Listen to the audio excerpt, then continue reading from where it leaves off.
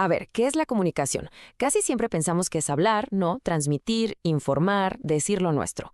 Pero, ¿y si la verdadera comunicación empezara justo al revés? Hoy vamos a darle la vuelta a esta idea, a desglosar un concepto que de verdad puede cambiar cómo entendemos el diálogo. Porque resulta que la clave no está en la palabra que sale de la boca, sino en el oído que sabe escuchar. Pensemos en esa escena tan familiar. Un debate político en la tele, una mesa de análisis de fútbol o, bueno, cualquier discusión en redes sociales. En teoría, claro, ahí está todo. Hay gente que habla, gente que supuestamente escucha y mensajes que van y vienen. Pero en la práctica, ¿qué es? La mayor parte del tiempo es simplemente ruido.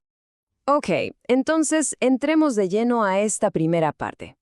La pregunta es, ¿por qué eso que llamamos intercambio de ideas se siente tantas veces como un auténtico diálogo de sordos? Pues miren, hay un filósofo, Hans-Georg Gadamer, que le puso un nombre perfecto a este fenómeno, monólogo colectivo. ¿Y qué es eso? Es justo lo que vemos, varias personas hablando al mismo tiempo, sí, pero en realidad cada quien está en su propio discurso. Solo esperan su turno para hablar, pero sin ninguna intención real de escuchar y entender al otro. Es como una ilusión de conversación, pero en el fondo es pura soledad compartida. Y aquí, justo aquí, está el problema de fondo.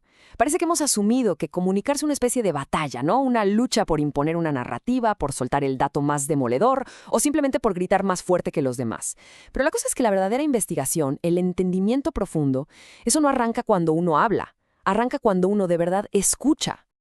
Ok, si el monólogo colectivo es el problema, ¿cuál es la solución? Bueno, la respuesta nos la da una disciplina filosófica con un nombre un poco rimbombante, la hermenéutica. Pero no se asusten, en el fondo no es otra cosa que el arte de la interpretación y, más importante aún, el arte de escuchar. Y aquí lo tenemos. Él es Hans-Georg Gadamer, la figura clave en todo esto que estamos platicando. Lo que Gadamer nos propone es, básicamente, dar un giro hermenéutico. O sea, dejar de pensar en la comunicación como un acto de dominio para empezar a verla como lo que es, un diálogo. Para entender bien este giro, veamos el contraste. Por un lado, tenemos el método de la ciencia moderna, que Gadamer llamaba monologocentrismo. Aquí, el investigador es el sujeto que interroga al mundo como si fuera un objeto pasivo para sacarle la verdad. Lo que importa es la certeza. Pero del otro lado, la hermenéutica nos dice algo totalmente distinto. La verdad no se extrae a la fuerza, más bien emerge, sale a la luz en la conversación, cuando nos abrimos al otro. En este modelo, el lenguaje no es una herramienta para dominar, es el mismísimo espacio en el que existimos. Y esta cita de Gadamer, la verdad, lo resume todo de manera perfecta. Antes de querer hablar, antes de analizar, incluso antes de poder pensar con claridad sobre un tema, lo primerito es saber escuchar. Es que no hay de otra. Es la condición indispensable para cualquier entendimiento real, genuino. Y aquí es donde la propuesta se pone de verdad radical. Y seamos sinceros, bastante difícil para muchos, porque el diálogo auténtico implica un riesgo. Y no cualquier riesgo, sino el riesgo de salir transformado.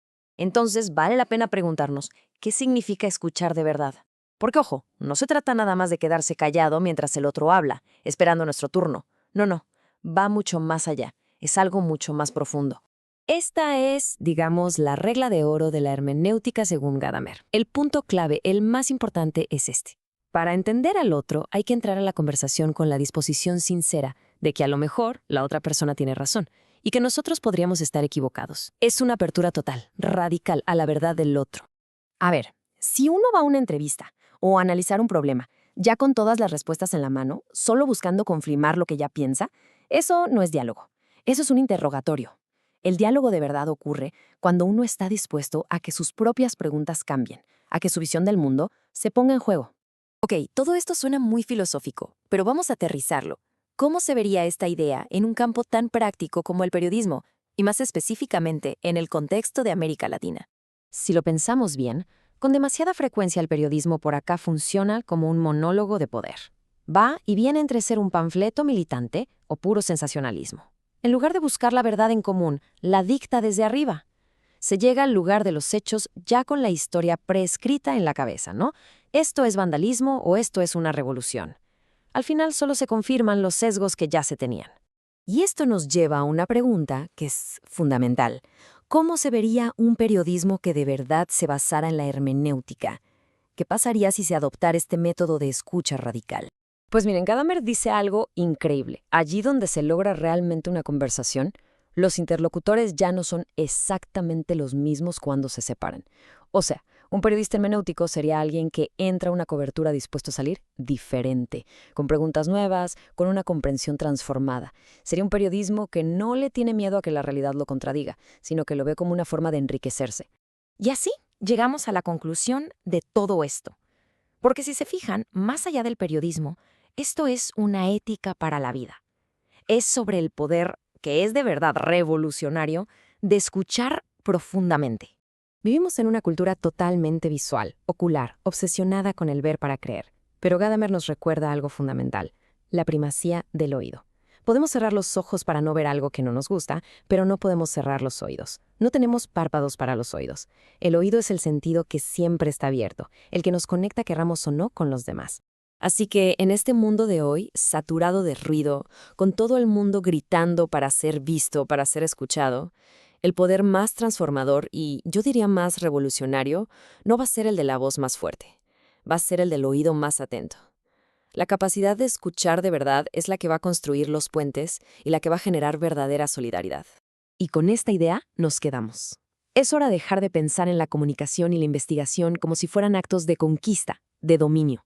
Empecemos a verlos como lo que son, actos de encuentro. Porque al final, investigar, comunicar y hasta vivir, no se trata de dominar el tema, se trata de aprender a conversar con él.